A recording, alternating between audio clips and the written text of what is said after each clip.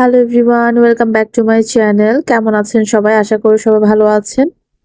সবজি কার না পছন্দ? আর আজকে চলে এসেছি মিক্স সবজি, নিরামিষ যেটাকে বলে।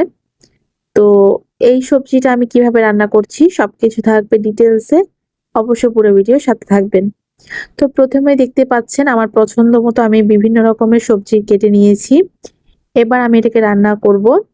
তো রান্না করার আগে আমি এখানে আমার তেলটা গরম করে নিয়েছি, আর তেলটা গরম হয়ে গেলে এখানে দুটো তেজপাতা দিয়ে দিয়েছি এবং তেজপাতাটা দেওয়ার পর আমি এখানে পেঁয়াজ দিয়ে দিয়েছি। আমার পেঁয়াজটা একটু ভালো করে ভেজে নিব। ভাজতে ভাজতে এদিকে আমি রসুন কুচিও দিয়ে দিয়েছি আর একটু সামান্য পরিমাণে আদা বাটা দিয়েছি। আর অবশ্য আপনারা পাঁচফোড়ন দিতে পারেন। পাঁচফোড়নটা আমার কাছে ছিল না, তো যার কারণে দিতে পারিনি। তো পাঁচফোড়নটা অবশ্যই দেওয়ার চেষ্টা করবেন, এতে কিন্তু খুব সুন্দর একটা স্মেল হয়।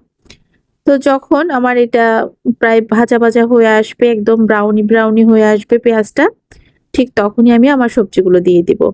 আর এখানে আমি ২-৩টা কাঁচামরিচও দিয়েছি একটু ঝাল হওয়ার জন্য। তো এটা একেবারে আপনারা আপনাদের মতো করে ঝাল দিবেন। আর অনেকে আছে যে সবজির সাথে এক্সট্রা করে কাঁচামরিচ খেয়ে থাকেন, তো সেক্ষেত্রে বলবো যে দেওয়ার প্রয়োজন হয় না। আর এই সবজিটা আপনি বিভিন্ন কিছুর সাথে খেতে পারবেন। গরম গরম ভাত দিয়ে খেতে পারবেন। এরপরে আপনি আপনি যদি রুটি বানান রুটি দিয়েও খেতে পারবেন। খুবই মজা লাগে। আর এখানে আমি কিন্তু শীতকালীন যে সবজিগুলো আছে এগুলো সবকিছু দিয়েছি। মিষ্টি কুমড়া, এরপরে বরবটি, ফুলকপি, তারপরে দিয়েছি শিম, তারপরে দিয়েছি মিষ্টি কুমড়া, পেঁপে, আলু, বেগুন। এই তো দেখতেই পাচ্ছেন বিভিন্ন রকম সবজি দিয়ে দিয়েছি। আর এখন আমি দিব ডাল। ডাল আমি এখানে অ্যাড করব। এখানে হচ্ছে মসুর ডাল দিব। তো মসুর ডালটা কিন্তু প্রায় সবার বাসায় থাকে। আপনারা চাইলে এখানে আরো কিছু ডাল অ্যাড করতে পারেন, মসুর ডাল, মুগ ডাল, এরপরে বিভিন্ন রকম যে ডালগুলো আছে, যার যেরকম ডাল পছন্দ সেরকম ডাল অল্প করে দিতে পারেন, কোনো সমস্যা নেই। ডাল দিলে এটা খুব সুন্দর একটা গ্রেভি হয় আর কি, ঘন ঘন হয়, ভালো খেতে ভালোই লাগে। এখন আমি একে একে মশলা সব দিয়ে দিচ্ছি।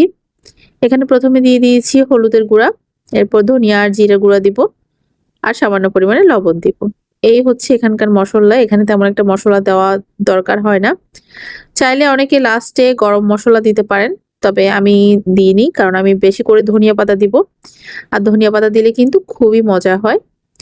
এইভাবে আপনারা সবজি বাসায় ট্রাই করে দেখবেন। যারা এখনো ট্রাই করেননি অবশ্যই বাসায় ট্রাই করে দেখবেন। আশা করি খুবই মজার হবে।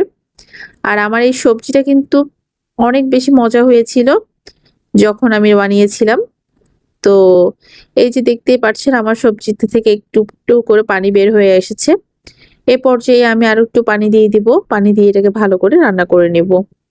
এবার একটু ভালো করে আগে নেড়ে চেড়ে দিচ্ছি। আর আপনারাও অবশ্যই নেড়ে চেড়ে দিবেন যাতে নিচের দিকে লেগে না যায়। তো আমি ভালো করে নেড়ে এরপর আমি এখানে ঢাকনা দিয়ে দিব। এটা আরো কিছুক্ষণ হওয়ার পর এখানে আমি পানিটা মিক্স করব আর কি। অনেকক্ষণ হয়েছে, এটা হয়েছে প্রায় সিদ্ধ হয়ে এসেছে। এই পর্যায়ে আমি পানি দিব। পানি দিয়ে এটাকে ভালো করে বলক আসা পর্যন্ত অপেক্ষা করব। আর বলকটা চলে আসলে এখানে আমি নামিয়ে নিব, কারণ এটা সবজিটা যদি ভেঙে যায় সেক্ষেত্রে কিন্তু ভালো লাগবে না। সবজিটা যেহেতু গোটা গোটা থাকে, সেই কারণে এটা খুব কম সময়ের মধ্যে নামিয়ে নিতে হবে, যাতে করে সবজিটা একদম দেখতে খুব সুন্দর লাগে, গোটা গোটা থাকে। অনেকেই কিন্তু একটু ভাঙা ভাঙা করে ফেলে, কিন্তু আমার কাছে গোটা গোটা সবজিটাই ভালো লাগে। এখানে আমি পানি দিয়েছি পরিমাণ মতো। এখন আমি এটাকে ধনিয়া পাতা দিয়ে নামিয়ে নেব। আজকের রেসিপিটা আপনাদের কেমন লেগেছে অবশ্যই কমেন্ট করে জানাবেন। আর ভালো লাগলে অবশ্যই একটু সাবস্ক্রাইব করে দিবেন। যারা এখনো সাবস্ক্রাইব করেনি তারা অবশ্যই সাবস্ক্রাইব করে দিবেন, যাতে করে নতুন নতুন ভিডিওগুলো আপনাদের কাছে পৌঁছে যায়। তো আপনাদের অসংখ্য ধন্যবাদ এতক্ষণ সাথে থাকার জন্য। আর thank you watching my video.